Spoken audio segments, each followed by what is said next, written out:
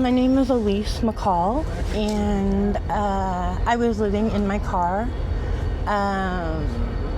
Before that, I had been living with my son and daughter-in-law and grandson. It's not...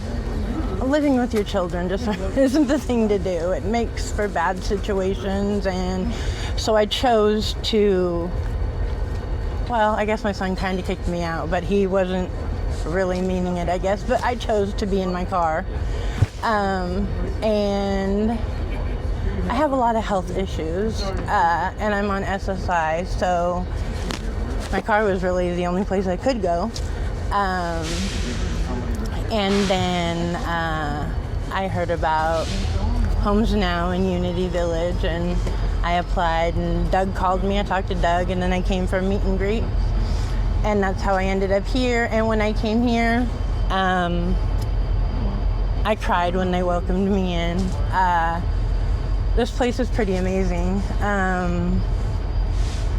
Not only did I feel like I got my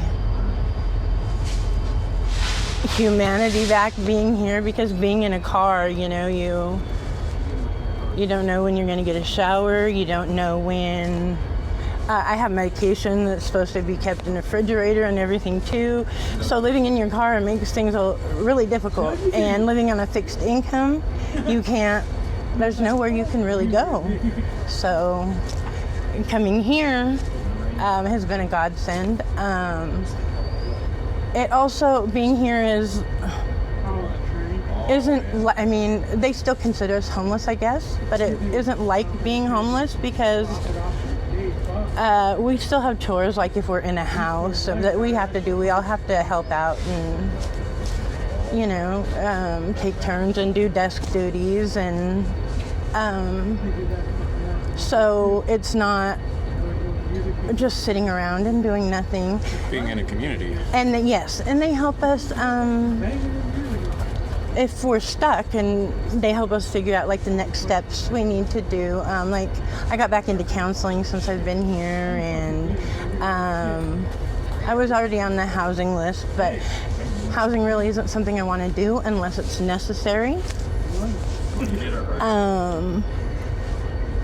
But absolutely. Yeah, I think they should have a whole lot more places like HomesNOW. I think a lot of people could benefit from it. So what kind of people? Like people coming from other shelter situations, or? Well, I mean, if you already have, you know, a shelter or whatever, that's one thing. But there's so many people still out on these streets and that have nowhere to go, regardless of the weather or anything else. They're out there, and you can't sleep in your car. You get in trouble. They find you in tents. They run you out and throw your stuff away. There's so many homeless people here now, and they are bringing people from other counties here because they say there's more resources, which I don't understand. I don't see how that's true. But yeah, you know, the people that are out there with nowhere to go, I think everybody should have a place to go. So describe to me the difference sort of in your, between living in your car as you were and having a shelter, having a place of your own. Living in my car, you get to where you feel kind of dehumanized, kind of. I would stay out on Highway 9, way out where nobody could see me, because I was afraid of maybe people my family knew seeing me as homeless, or because people get the wrong idea of homeless people, and people tend to stereotype and think certain things, and I didn't want stuff coming back on my family, and you know, them talking to my family thinking that something serious was going on with me or something. I just didn't have a place to live. I wasn't on drugs. I wasn't, there wasn't. So I was out on Highway 9 so nobody would see me sleeping in my car or, and my kids, they didn't even know that I was in my car for a while. And then coming here, you have your own space. You can breathe, collect your thoughts, get yourself together. You're not constantly stressed out and depressed trying to figure out what comes next. Here you can shower, you can wash your clothes, you can eat. There's people to talk to.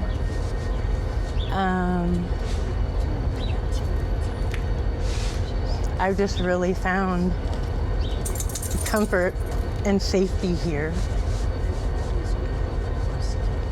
Yeah, no. It seems like when you're living in a vehicle or in a tent or something like that, you have to hide. I felt that way unless I was going to do something that I needed to do because not myself. I don't necessarily care what people think. What people think about me. But I didn't want my family, somebody seeing me questioning my family and I guess at that point I didn't want my family to know either.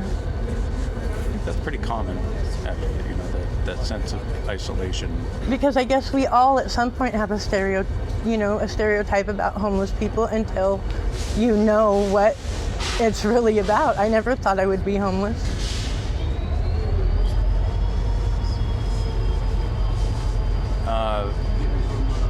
So how long have you been here? I've been here 7 months, I believe, since October. So what does your path forward look like now that you've got some security and some stability? Here, I've been working on paying off old debts, getting stuff caught up.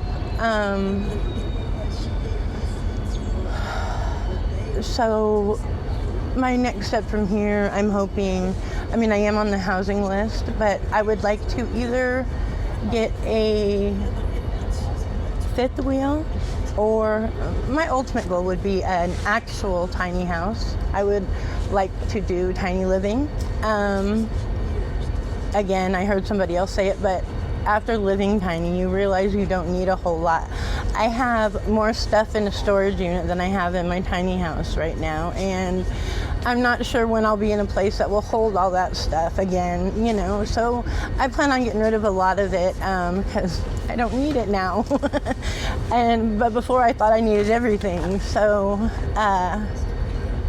those kind of things too you learn being in a place like this, that you don't need all the things you thought you needed, or life can be simplified a little bit more. You're a little scattered before you come to a place like this, but once you come to a place like this and you start settling in and you start realizing that you're safe and everything's okay and you've got people that care about you. Gets you out of survival mode. Yeah. It makes you feel human again.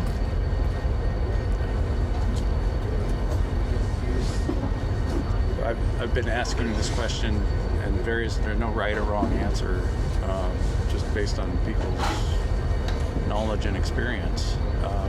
What would you say the difference between being homeless and being houseless is?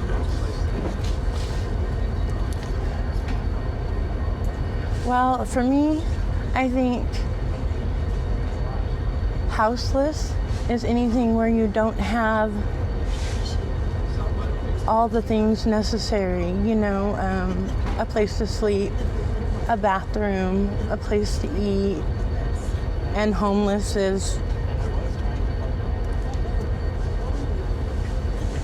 not having any kind of shelter at all, really. You have to fend for yourself, period. Nowhere to go, even having a car is better than having to be in a tent in the weather or whatever. So I felt I was fortunate to have my car, even though it was really hard to sleep in. But I think about what it would have been like not to have my car. And it makes me want to cry now thinking about that. My car's all I have. Well, now I have this place and these people. you have any time limit or pressure while you're here, or is it?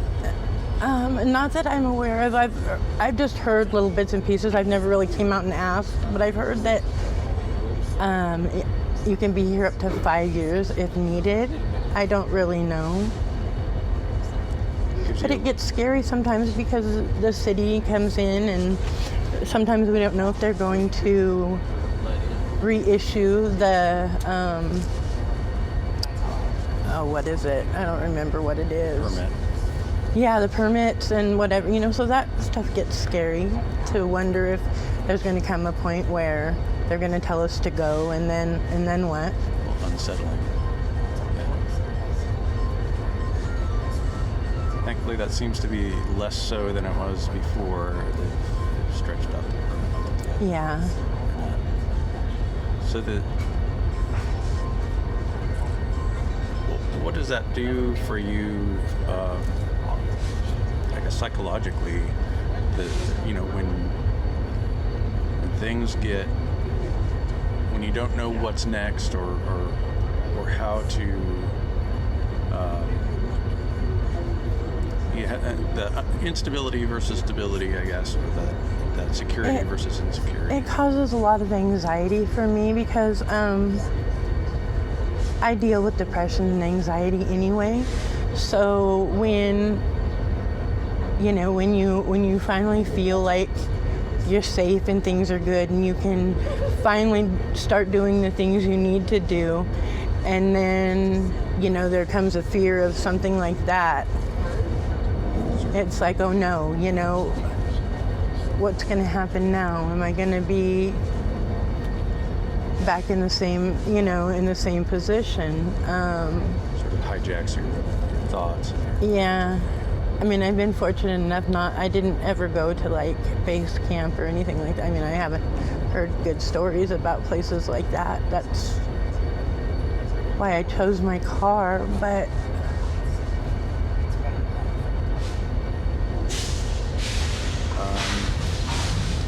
go back to my list of books.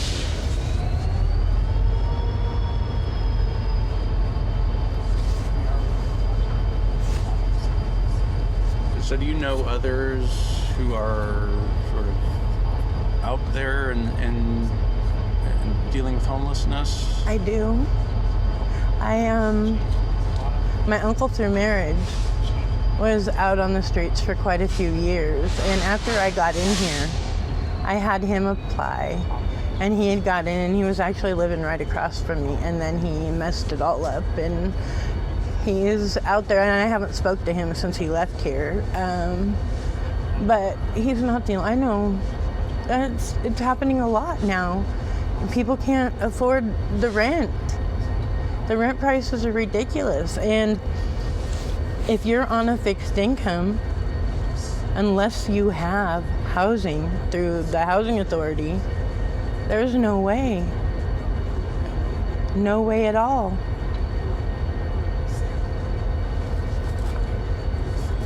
Yeah. Even then, sometimes they have their requirements and hoops to jump through and everything. Yeah. Waiting lists. I don't understand how they expect us to come out of all this stuff with COVID, and then the gas prices are so high and rent's so high and food's so high, and here we are like.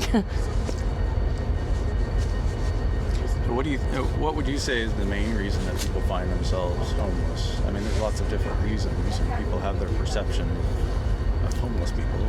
I mean, I don't really know how to answer this question because I would say a lot of people, it's because of drugs and alcohol, because they end up choosing that first, but that's not everybody's story. A lot of people also can't afford to pay rent and bills and everything else, and they just end up with not being able to have a place to live because they can't afford it. Before it seemed like most people chose to be homeless. It's not that way anymore. I mean, I'm sure some people still do, but I think a lot more people are forced into homelessness now than before. Seems that way for sure. Whole families are homeless. And the whole, you know, I mean, people seem to think that homeless people are on drugs or whatever, and you know, a whole family can't be on drugs. A whole family can't be out in the streets because of drugs. It's just not that way, and I'm tired of people thinking that. I'm tired of people looking at us and, you know, you're homeless. There's people that have come to this gate that have been, oh, it's so pretty here. What is this? And then you tell them it's a homeless community, and they're like, like there's something wrong with us. Yeah. Like we just told them this was a COVID encampment or something, you know?